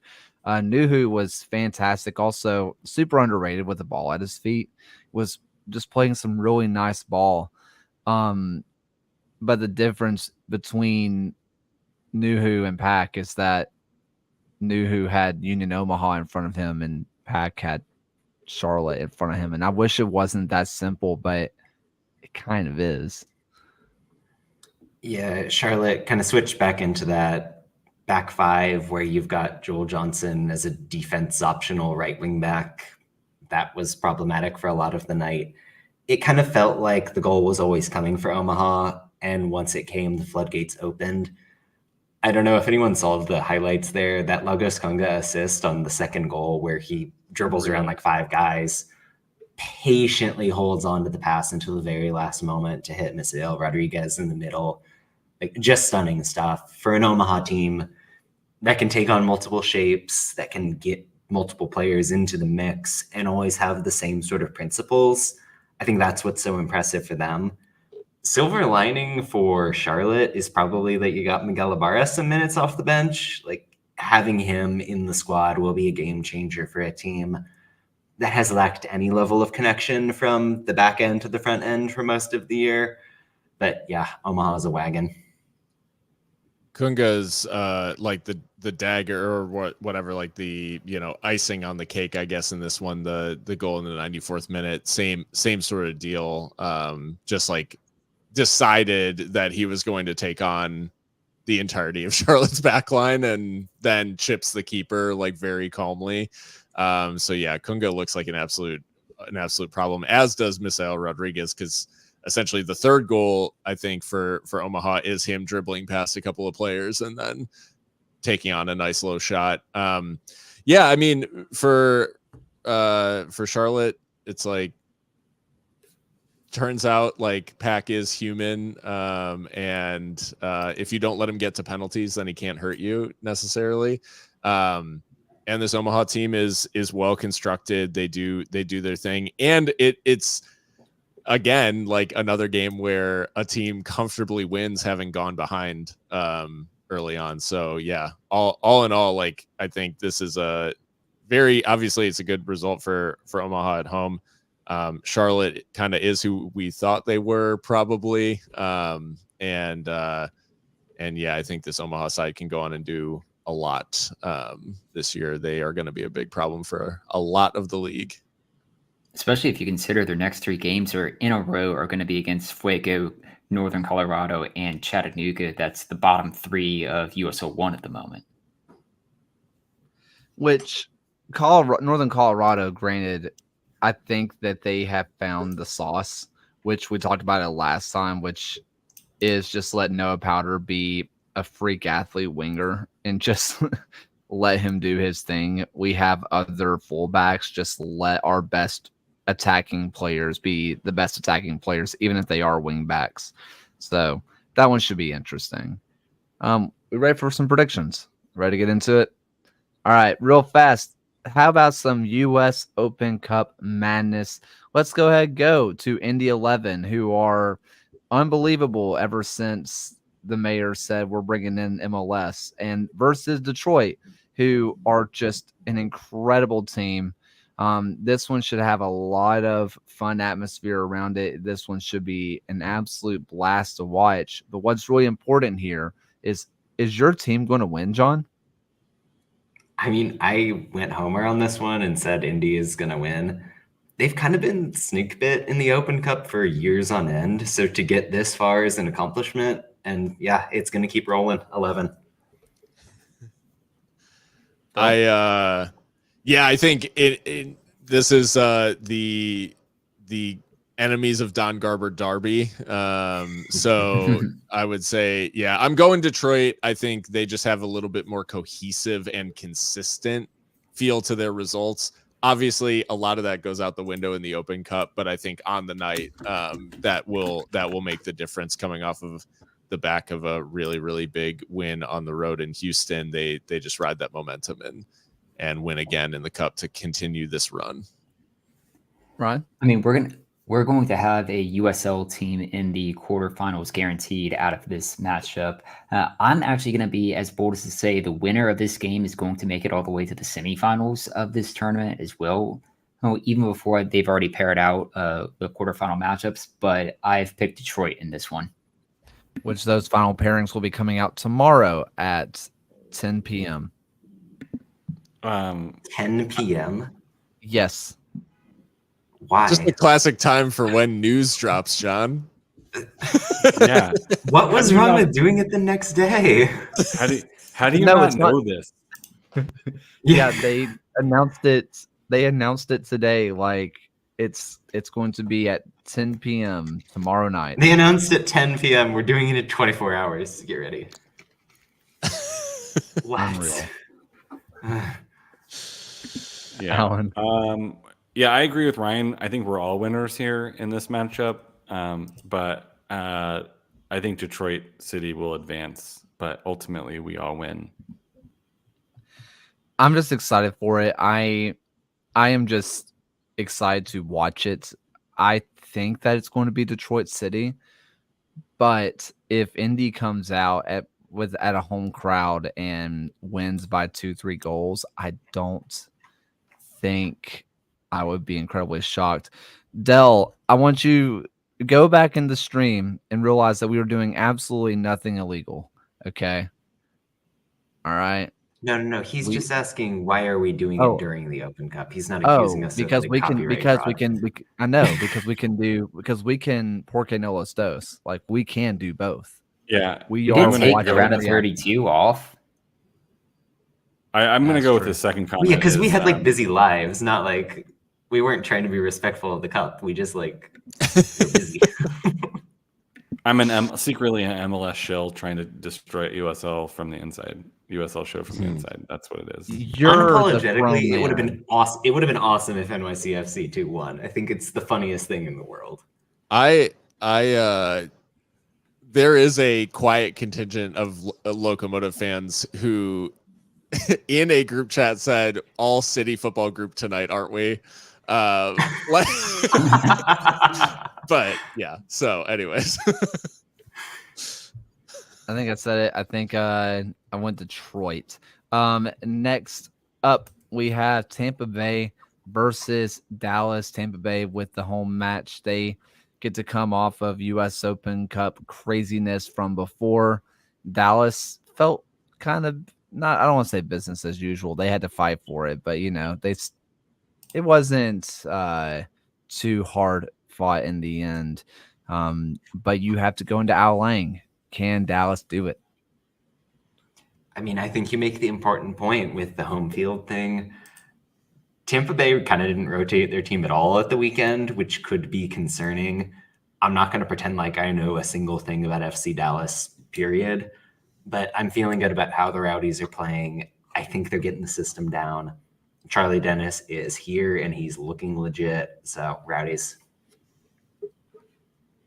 Yeah, I went Rowdies as well. I think if FC Dallas takes the same approach that it seems like the MLS teams are taking in this round of doing some rotation, like not necessarily fielding the strongest team, plus Dallas isn't like great. I think all of the 4 Western Conference teams still in the Open Cup are 4 of the 5 like bottom placed in MLS's West. And Tampa Bay, like they're firing, so I think it would be tough to pick against Tampa at Al Lang. Yeah, I mean, we talk about the home field playoff advantage. You had 10 of the 16 home teams last round. They won their match. You're looking at a Dallas team who hasn't made it past the round of 16 in the Open Cup since 2017. So I'm backing the Rowdies. Dallas is a team that allegedly plays in MLS, and so I'm picking against them. So Tampa Bay. Allegedly. I have not seen it happen, so I'm gonna say allegedly. I have no evidence that Dallas plays soccer in MLS. I'm just gonna keep that bit going from last time. They don't play saw the soccer game. in Dallas either. Yeah. Frisco, Bring baby. back the donut drone. I'm bringing it. I'm telling you about it all again. The dronut. Taylor, the dronut. There we go. We saw it. Just go back and watch. Yeah, the game started at 7 and we started broadcasting at 9. So like do math. And we were reacting to every single thing that happened in that game. Yeah, I put my hands in my head when Aaron Malloy missed that thing. Don't you worry. Yeah. I'm taking I am taking Tampa Bay. Jesus Ferreira, I mean, unfortunately for him, this is not a small island country. This is an actual team. So can't score goals now, can you, pal? I actually have no idea. I'm just parroting stuff that I've seen on U.S. men's national team Twitter, of which I try to avoid like the plague. The Antigua Barracudas would be in trouble. For a lot of reasons. But I am taking Tampa Bay. It has everything to do with home field. If this was in Dallas, I think I would go somewhere else. But I'm taking Tampa Bay. Seattle versus Phoenix. This has nothing to do with the game. Every time I see Seattle's logo, it's very jarring. What? It's just not The new one? the new Yeah. one. It's not right. I don't like it. I mean, it's actually very nice, but I just don't like change. That's all. But I mean, this is not a great Seattle team, but this is a Phoenix team that this is not last year's playoffs Phoenix team either. Feels pretty even in the terms of vibes. Seattle has indicated that they're going to go with a pretty strong squad for this one. I know we just kind of hand waved away the idea that maybe Tampa Bay was going to be tired. Phoenix also went with a pretty first choice lineup, and they did it against Miami. They're going to have to go up to Washington to play this one. They're going to visit Indy at the weekend. As much as I hate to say it, I think the Sounders are going to win here. I have picked Phoenix because I picked all USL wins across the board. I do think I follow enough Seattle fans / adjacent fans that they haven't been super pleased with the form of the team. And I think overall, like, there is an opportunity for Phoenix here. They've been scoring goals, which is a nice change from the beginning of the season. Fede Valverde, like, maybe hitting a purple patch here. Obviously, there's the rest concerns, but I think Phoenix on their like if they have the sort of day that they've been having recently, I do think that an upset could be on the cards, as with any of these matchups. But yeah, I'm going with Phoenix. Yeah, I've gone with Seattle in this one, despite having not made it past the round of 16 since 2016. This is still, I think, a Seattle team who cares about the Open Cup. I mean, they've won the competition 4 times, and just having that encouragement that if they win the competition for a 5th time this season, or Sporting Kansas City, who's still in, that team would go level on all-time Open Cup titles always for the competition. So I think that encouragement is probably going to will them to victory over Phoenix, but would certainly rather see Phoenix advance. I'm disappointed that Phil wasn't on brand and call it a cup set. He just said upset, and I feel that that's a missed opportunity to really consistently hit the brand of U.S. Open Cup. So first of all, just a few notes. I appreciate the feedback. Yeah. Instant feedback. It's the teacher in me. And also, I know that Phoenix loves to play the villain and loves to play the villain when everyone's rooting against them. So I'm picking Seattle. Oh God, Seattle's going to fold now. Yep. That's how it works. Oh dear. I'm taking Seattle purely because of Miami full strength to Seattle to Indy. I just think it's just one to me plain rides, especially since they kind of have to go for it in the Open Cup. You can't make it this far and roll out a second 11 as a USL team. I think that's instant grounds for being fired, to be honest. So like they can't, and I just think they're going to be absolutely exhausted. I'm begrudgingly taking Seattle.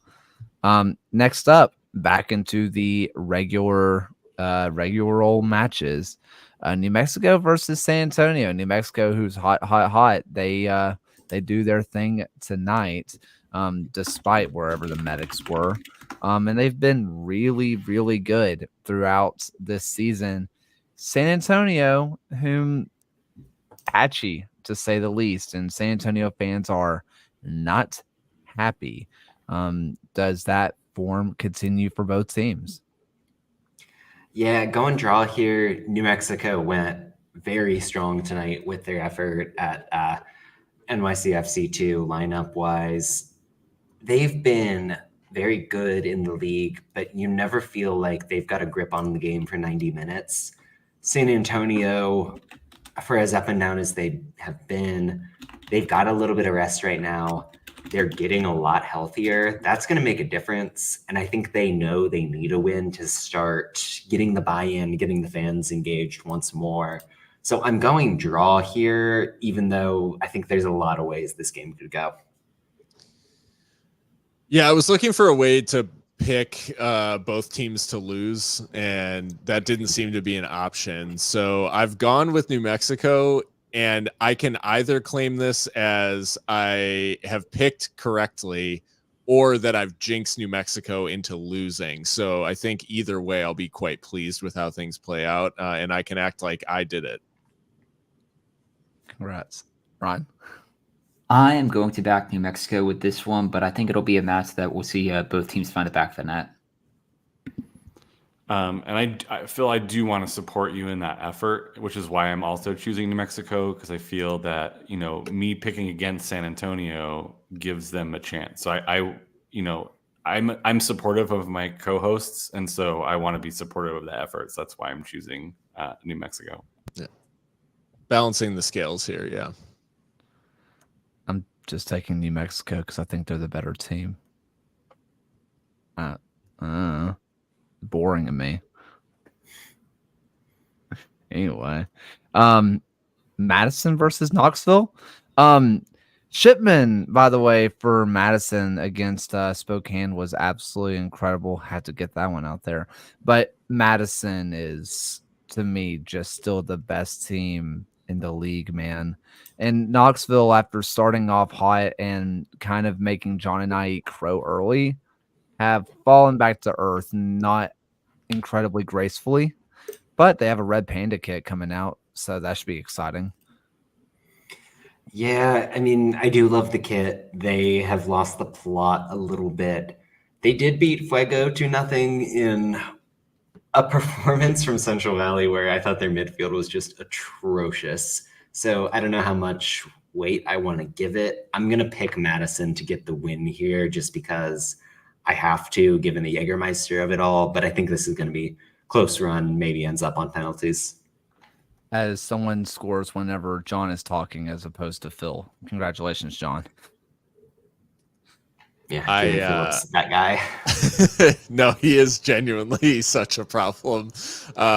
It's like we were all worried about Trevor Amon, and now Kieran Phillips is like actually the person to be scared of. Well, they both are. Yeah, I went Madison. The form like sort of speaks for itself. Obviously, going and dealing with a very, very good Spokane team is a feather in the cap. Spokane has not conceded all that much like And so I think them getting the job done. Plus, it does give a little bit more credence to the fact that Madison is going to go out and do this in a more like sustainable way, because I know they had been winning a couple of games. You know, it's like a goal here, 2-1 here, 1-0 there. This they win comfortably, and I think all in all are just the Mingos are flying at the moment, and so I'm going forward Madison. Yeah, it'll be interesting to see. Sorry, Ryan. Go ahead.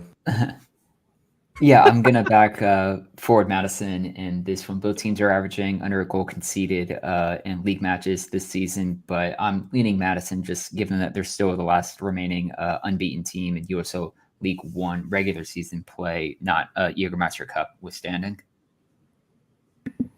Yeah, that's what I was going to, Knoxville not giving up a ton of goals. They haven't really played a ton of offensive teams, but Forward Madison has been pouring in goals like crazy.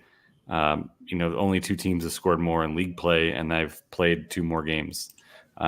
So there's a lot to be excited about for this Forward Madison team, who seemingly is putting together another good season of actually playing good soccer and getting more wins and kits. So I'm picking Madison in this one. I'm also taking Madison. I had to look up about flamingos flying. Apparently, flamingos in one night can fly up to 373 miles, which is nuts. Wow. It's better range than most electric vehicles. I mean, good for the drones, am I right? But I am taking Madison. I think that they're just the much better team. I just can't get Madison being one of the best teams in the league out of my head, and then they just keep showing it to me. One Knox, admittedly just biased. One Knox, I didn't believe in the project early on. They were really, really good, and then they kind of showed who I thought they were, which is, good to average. And I think Madison is going to take care of that. Granted, it's going to be a close match because One Knox defense has been pretty good. That's all the predictions for this week, though. Does anybody else have any USL thoughts? I'm watching the Sacramento San Jose game, and I'm confused. Are coaches allowed to have hair again? Like, I just thought they were all bald at this point. Like, I'm not sure why San Jose's coach has a full head of hair. Well, like, it's MLS only. Yeah, it's MLS. Oh, only. okay, that makes sense. Because I was like, I just thought every coach came like out of the box bald, and like that's just how they were these days. So, at least put a hat on, right? Don't be an animal. Kind of speaking on Sacramento, I'm very nervous about the Sacramento game for Legion. I just want to throw it out there. I feel like Legion can either be very competitive or very not, depending if they decide to come out with the Alabama Capitol Hill building, or if they want, or like lineup, or if they want to come out with like one with like central midfielders. In terms of like the Alabama Capitol Hill building, it's literally just the oops all right wingers lineup. And I hope they don't do that against Sacramento. I was like, what the hell is he talking about? And then, man. That's good. Nailed it. But seriously, they could do that and might lose by 7. So don't do that. And it's crazy because Kobe Hernandez Foster's been like quietly very Really good. great. Like he's been like so good. I'm not quiet in the fact that Kobe Hernandez Foster is the best player on the team. I think he's healthily ahead of Pasher and probably Prosper and everybody else. He's incredible. I hope they bring back the red Coca-Cola inspired kits. I don't. Get that out of your mouth. He's still waiting on his Auburn Tigers Birmingham Legion kit. Yeah. That's a The blue and orange. At least Another it's a Tigers reference. Another big Tigers day. Auburn, For everyone's the Tigers. Auburn, everyone's second choice since whenever that university existed. Just another Cal college. But anyway, that's the last USL thought I had. What final thoughts for you, Alan? RuPaul's All Stars season 9 has started. It's non-elimination. They're all playing for charity, and the first 2 episodes came out, and it is like probably one of my favorite seasons already. Super, like when they don't have to worry about going home, they just go all out, and it is wildly entertaining. They're all phenomenal queens, and so Friday nights are all about drag apparently with RuPaul, and we're here on HBO, which gives me the feels. So that's what we've been watching lately, is because my wife's in court, and so she's like super busy, so she doesn't even watch TV. It's just I go home and we like binge watch some drag on the weekends. So that's what I've been up to. Who's the fave for the season? Oh, that's a tough one because they're all slightly different. I kind of like Angeria, Paris Van Michaels. I've seen her. She came out to Palm Springs, and so I saw her do some performances. I think she's hilarious and also super talented. A Plastic Tiara, I think, is going to surprise some folks. She is drop dead gorgeous. But some of the other ones, like Roxy, I still hate her from her season when she was mean to Jinx, one of my favorite queens ever. So I have hold a grudge against her. And this is Drag Race Talk. Ryan? Yeah, Sunday is probably my favorite day of motorsports out of the year. I mean, you start the day with the Monaco Grand Prix, then in the afternoon you get the Indy 500, and then the Coca-Cola 600 at night. So it's a really fun day to just kind of watch car racing on TV. I love the Indy 500. I really do. It's always a good time. And the crazy note, like mentioning the Indy 500 and the Coca-Cola 600, Kyle Larson is driving in both. And I want to say Kyle Busch was the last driver to do the doubleheader. Ryan can fact check me on that. But I think, anyways, like the fact that he's going to drive 1,100 miles in 2 different types of race cars in the same day is absolutely insane. Or the same weekend, I guess. Not the same day necessarily. Is it wild? It's the same day. It is the same day. Yeah, that's right. Yeah. So 1,100 miles in 2 different types of race cars around 2 different tracks in 2 different states. So you were close. It was Kurt Busch, his brother, who did it in 2014, but he had crashed out of the 600. The only person to complete all 1,100 miles of both races was Tony Stewart back in 2001. Tony Stewart did both, and a bit of a random one too with the Indy 500 that Kyle Larson is like performing quite well in qualifying and everything, and I want to say he's going to start like on the second row or something like that. He'll start 5th. He has a good chance at winning both. Or 3rd row. Yeah, so he's got a shot at actually winning in his first ever IndyCar race, which is kind of crazy. Yeah, for my stuff, obviously I talked about the last weekend was super emotional, but I also wanted to shout out one of our patrons for the Fortuna Dusseldorf kit. So Josh Duder hooked me up with this from his collection. Dusseldorf is like around the area where my family is from originally in Germany. And Fortuna Dusseldorf is in the relegation spiel, like the playoff against Bochum for a chance to play in the Bundesliga next season by virtue of finishing 3rd in the Zweite Bundesliga. And they are managed by Daniel Thune, who is the only black manager in professional German soccer, period. He previously managed HSV, Hamburg's like biggest club, who was relegated a couple of years ago, has not returned to the Bundesliga since. He managed them. He got sacked. He goes to Fortuna Dusseldorf, and he has a chance to go to the Bundesliga with Dusseldorf in their place, and would be the first black manager in the Bundesliga ever, which is kind of cool. So anyways, yeah, I'm pulling for Dusseldorf and Daniel Thune this weekend, or these next couple of weeks as they play out the relegation. I mean, I love the relegation like playoff idea. I think it's an absolute blast. Just you can play to stay or play to go up, and that is just fun. I don't know who came up with that and when, but I appreciate them. But I was told they don't do playoffs in European soccer. It's only an American thing. I could do a whole podcast about that. Playoff bad. Where it's like playoffs are great, and should they decide who the best team is? And Europe has like answered that question, which is like, it shouldn't depend who's first, but it is damn sure fun to figure out who's third.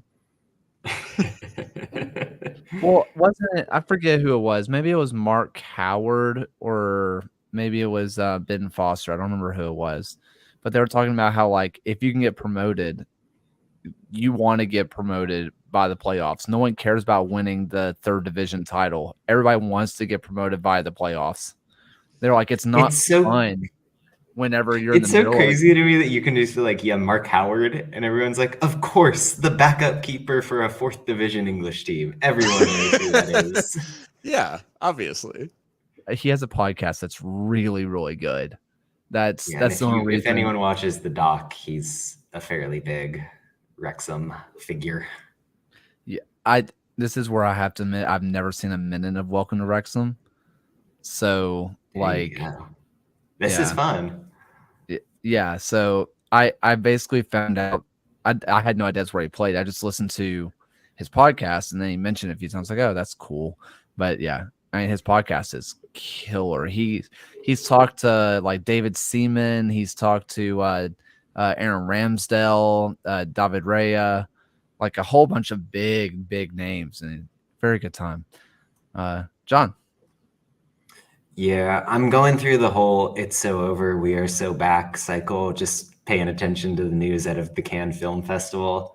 Like, Kevin Costner's got a 3-hour Western. Everyone hates it. It's so over. Francis Ford Coppola's got a 3-hour piece of sludge with Adam Driver in it. It's so over. I'm waiting for it to be back, but we're going to see what gives. Oh, wait. What's the Megalopolis? What's that one? Yeah, that's the Coppola one. That's like very mixed reviews. Yeah. They're like, I feel like I just watched a $100 million budget version of The Room. He sold his whole winery to like fund this movie, and everyone thinks it's meh. So sad. I was dying because some of the reviews coming out of it were like, you are gonna have to chop my limbs off to keep me from seeing this movie now that I'm seeing the reviews. Like there are people who are gonna watch it because the reviews have been so insane. He doesn't have distribution for it, so he just like spent $100 million, hoped someone would see it and be like, yeah, we're gonna put that in theaters. Like, it could just kind of sit there and not happen, which is so sad. That movie will be the next coach of El Paso.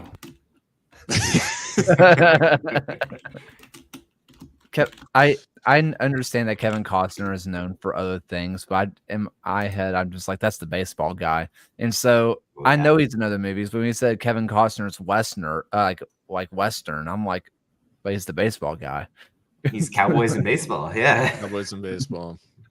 If he ever could have found a way to combine the two, he would have been really in business. There we go. I mean, that's almost Field of Dreams. We were almost there. He's the bodyguard also, if you're a Whitney fan. Oh. Which I get the sense that Kaylor might not be a big Whitney Houston kind of guy. I like Whitney Houston. I've just never seen the movie. Not going to say it's great, but it's fun. It's the best Dolly Parton cover. Yeah, that's a great shout. Yeah. That's a very fair. Yeah, no, I really like Whitney Houston. I'm just not a big movie guy. It's just not who I am. Speaking of music, though, Wind watched Steel Drivers this last weekend, which is used to be Chris Stapleton's old group before he went and did his solo thing, and it was awesome. But the one thing I love about going, maybe this is not random, maybe other people can relate to this, I don't know. My favorite part about going to concerts is the openers, because I love just discovering new music, and it's kind of forced on me because I am so bad about just staying in my comfort zone and being afraid to listen to new music. And there's a band named Little Hopes Their first album's coming out, I think, later this month, and it is absolutely incredible. They were so good, and I was listening to Steel Drivers. I'm like, they're really, really good, really, really talented, but I kind of want the opener to come back. Like, they were fantastic. And Did you say Little Hopes? Little Hopes. That's the name of this year's documentary on El Paso season. I knew exactly where you were going to. Like, I didn't doubt for a second. Oh man. On that note, thank you, Alan.